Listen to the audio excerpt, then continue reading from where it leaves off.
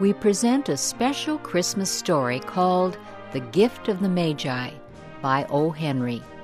Here is Shep O'Neill with the story. $1.87, that was all, and 60 cents of it in the smallest pieces of money, pennies. Pennies saved 1 and 2 at a time by negotiating with the men at the market who sold vegetables and meat, negotiating until one's face burned with the silent knowledge of being poor. 3 times Della counted it, $1.87. And the next day would be Christmas. There was clearly nothing to do but sit down and cry, so Della cried, which led to the thought that life is made up of little cries and smiles, with more little cries than smiles. Della finished her crying and dried her face. She stood by the window and looked out, unhappily, at a gray cat walking along a gray fence in a gray backyard. Tomorrow would be Christmas Day, and she had only $1.87 to buy her husband Jim a gift. She had been saving every penny she could for months, with this result. Jim earned $20 a week, which does not go far. Expenses had been greater than she had expected. They always are. Many a happy hour she had spent planning to buy something nice for him, something fine and rare, something close to being worthy of the honor of belonging to Jim. There was a tall glass mirror between the windows of the room. Suddenly Della turned from the window and stood before the glass mirror and looked at herself. Her eyes were shining, but her face had lost its color within 20 seconds. Quickly she pulled down her hair and let it fall to its full length. Now, Mr. and Mrs. James Dillingham Young had 2 possessions which they valued. One was Jim's gold timepiece, the watch that had been his father's and his grandfather's. The other was Della's hair. Had the Queen of Sheba lived in their building, Della would have let her hair hang out the window to dry, just to reduce the value of the Queen's jewels. So now Della's beautiful hair fell about her, shining like a brown waterfall. It reached below her knees and made itself almost like a covering for her. And then quickly she put it up again. She stood still while a few tears fell on the floor. She put on her coat and her old brown hat. With a quick motion and brightness still in her eyes, she danced out the door and down the street. Where she stopped, the sign read, Madame Sophronia, hair goods of all kinds. Della ran up the steps to the shop, out of breath. "Will you buy my hair?" asked Della. "I buy hair," said Madame. "Take your hat off, and let us have a look at it." Down came the beautiful brown waterfall of hair. $20, said Madame, lifting the hair with an experienced hand. "Give it to me quick," said Della.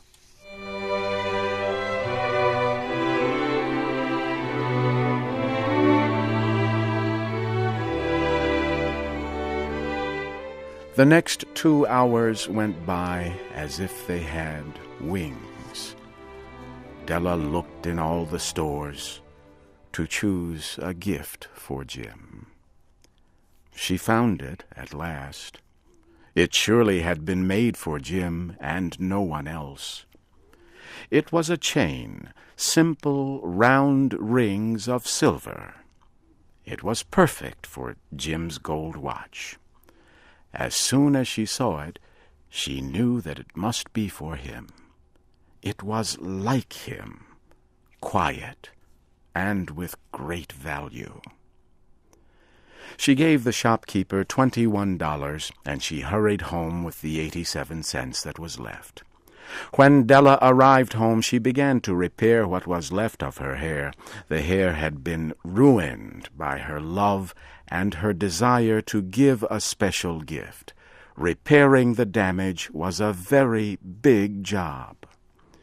Within 40 minutes, her head was covered with tiny round curls of hair that made her look wonderfully like a schoolboy. She looked at herself in the glass mirror long and carefully. "If Jim does not kill me before he takes a second look at me," she said to herself, "he'll say I look like a song girl. But what could I do? Oh, what could I do with $1.87? At 7 o'clock that night, the coffee was made, and the pan on the back of the stove was hot and ready to cook the meat. Jim was never late coming home from work. Della held the silver chain in her hand and sat near the door.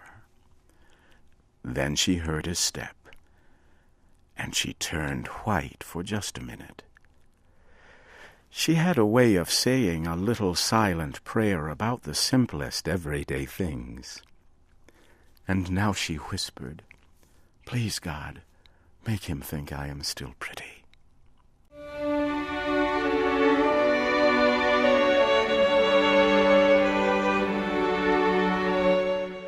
The door opened and Jim stepped in. He looked thin and very serious. Poor man, he was only 22, and he had to care for a wife. He needed a new coat and gloves to keep his hands warm. Jim stopped inside the door, as immovable as a dog smelling a bird. His eyes were fixed upon Della. There was an expression in them that she could not read, and it frightened her. It was not anger, nor surprise, nor fear, nor any of the feelings that she had been prepared for. He simply looked at her, with a strange expression on his face. Della went to him. "Jim, my love," she cried, "do not look at me that way. I had my hair cut and sold because I could not have lived through Christmas without giving you a gift. My hair will grow out again. I just had to do it. My hair grows very fast. Say Merry Christmas, Jim, and let us be happy. You do not know what a beautiful, nice gift I have for you." "You have cut off your hair?" asked Jim, slowly, as if he had not accepted the information, even after his mind worked very hard. "Cut it off and sold it," said Della. "Do you not like me just as well? I am the same person without my hair, right?" Jim looked about the room as if he were looking for something. "You say your hair is gone?" he asked. "You need not look for it," said Della. "It is sold, I tell you, sold and gone too. It is Christmas Eve, boy. Be good to me, for it was cut for you. Maybe the hairs of my head were numbered," she went on with sudden serious sweetness, "but nobody could ever count my love for you. Shall I put the meat on, Jim?" Jim seemed to awaken quickly and put his arms around Della. Then he took a package from his coat and threw it on the table. "Do not make any mistake about me, Dell," he said. I do not think there is any haircut that could make me like my girl any less. But if you will open that package, you may see why you had me frightened at first." White fingers quickly tore at the string and paper. There was a scream of joy, and then, alas, a change to tears and cries, requiring the man of the house to use all his skill to calm his wife. For there were the combs, the special set of objects to hold her hair that Della had wanted ever since she saw them in a shop window. Beautiful combs made of shells, with jewels at the edge, just the color to wear in the beautiful hair that was no longer hers. They cost a lot of money, she knew, and her heart had wanted them without ever hoping to have them. And now the beautiful combs were hers, but the hair that should have touched them was gone.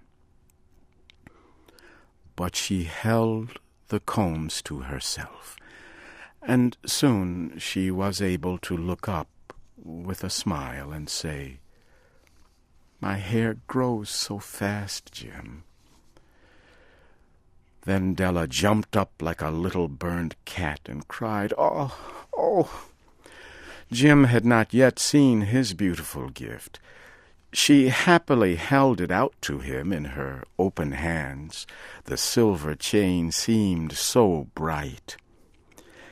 "Isn't it wonderful, Jim? I looked all over town to find it.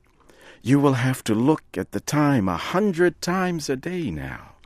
Give me your watch. I want to see how it looks on it."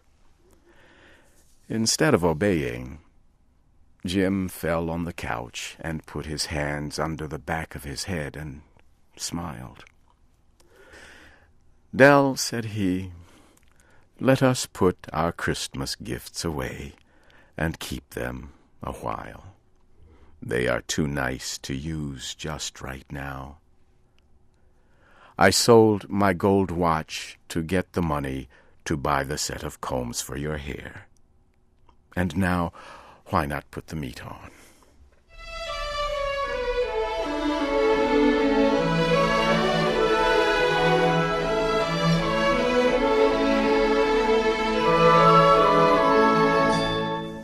The Magi were wise men, wonderfully wise men, who brought gifts to the baby Jesus. They invented the art of giving Christmas gifts. Being wise, their gifts were wise ones.